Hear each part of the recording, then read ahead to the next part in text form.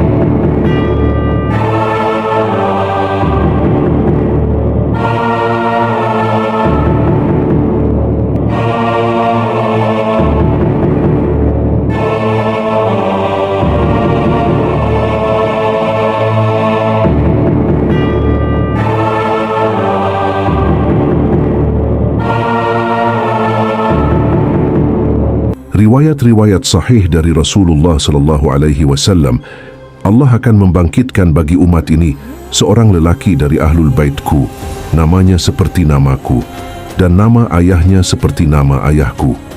Dia akan memenuhi bumi dengan keadilan sebagaimana bumi dipenuhi kezaliman. Hadis riwayat Abu Dawud, Ahmad dan Tirmizi, hadis sahih. Ia berasal dari keturunan Fatimah, putri Rasulullah sallallahu alaihi wasallam.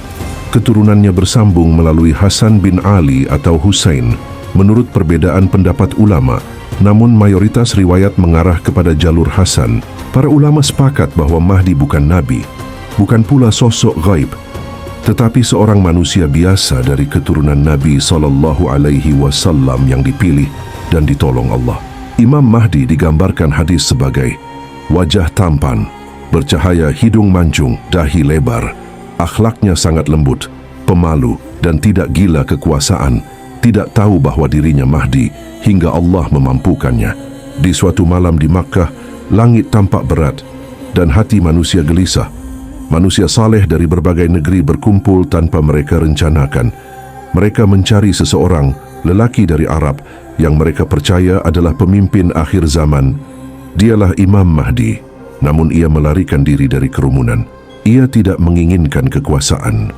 Namun hadis menyebut mereka membaiatnya di antara Hajar Aswad dan maqam Nabi Ibrahim meski ia tidak menyukainya. Hadis riwayat Ahmad dan Abu Dawud.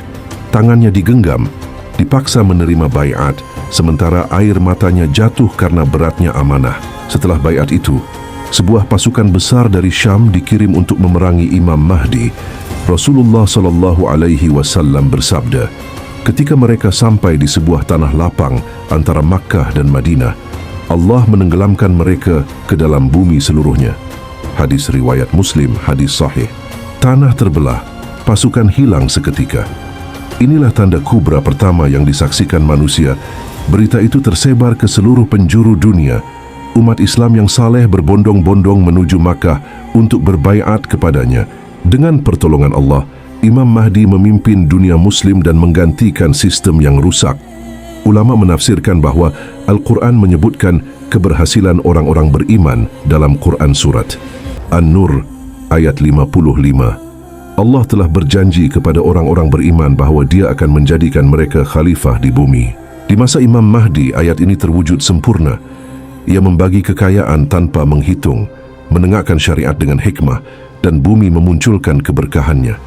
Dalam hadis sahih, kemakmuran berlimpah, keamanan meluas, tidak ada lagi kezaliman, harta melimpah, hingga hampir tidak ada yang mau menerima sedekah.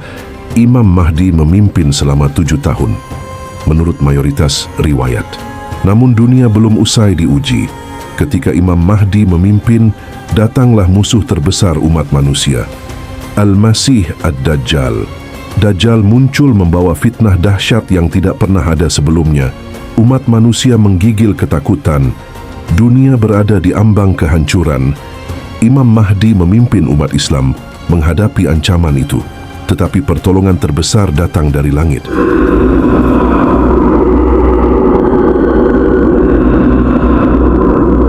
Lalu turunlah Nabi Isa bin Maryam di Menara Putih Damaskus. Hadis riwayat Muslim. Nabi Isa alaihi salam turun, salat di belakang Imam Mahdi sebagai tanda bahwa Imam Mahdi adalah pemimpin umat Islam akhir zaman. Setelah itu, bersama-sama mereka memerangi Dajjal hingga Dajjal binasa.